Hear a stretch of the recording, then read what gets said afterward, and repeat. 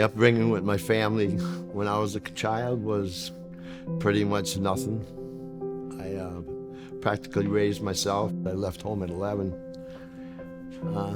because I couldn't deal with not feeling loved or anything. I lived on another farm and I paid $25 a month for staying there. And 16, I was in the Marine. I signed up for the Marine Corps and went in right before I turned 17. I met some friends who were doing cocaine and they gave me some. And I liked it.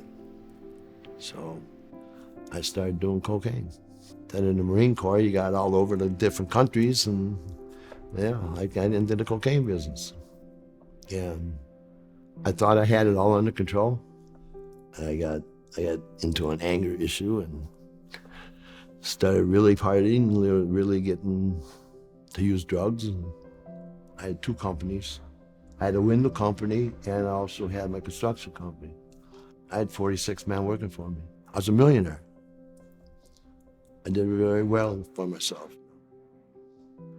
After losing my kids, I just lost it and went to, like I said before, partying, doing drugs, and then I got into crack, and then I got into meth. I went to prison and got out, and I was homeless again. I slept in the cemetery on Military Avenue. I ended up finding St. John's Homeless Center. So I learned and realized that John had basically gone cold turkey off of drugs, got himself arrested. The only way that he knew that he could get clean was if he went into jail, got arrested, and you know, a tough way to go. No help, no nothing. That's the Marine way that he is. I'm not proud of it, no. It's something that you can't forget, because if you forget it, you might go back, but you always got to keep it in mind and know that you don't want to go back and don't want to be there. I know I'll never go back. One night at shelter, the following season, it was first part of November, I met John and saw John again, and I had given a speech or a talk to the guests about respect and, you know, just the expectations and behavior in the shelter. And afterwards, John came up to me and said, "I think I could work with you." You know, he went on to say, "I would really love to be able to work here in the shelter, fix things up, do things. I can fix anything, you know, I'm handy, I can do a lot of stuff." And that's when I became an intern. And I started doing work around there, volunteering my time and everything else. And I just saw the potential, and I said, "John," I said, "you know, I think you have a lot more potential than being St. John's maintenance person. I want to see you move forward and do the things that you're capable of doing." And so I encouraged him to pursue that. My passion for construction is taking something that's not there and making something. And even with something that's there, redesigning it to make something out of that's nothing.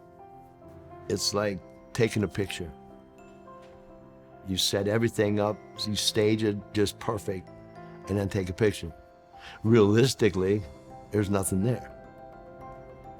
So I like taking something that's not there and make something out of it, then take the picture. So then it's permanent. And I know I did, and I take pride in that. I'm proud that John has looked at his life as what it is. I mean, he's fully aware and fully willing to admit, you know, his mistakes, the things that he's done.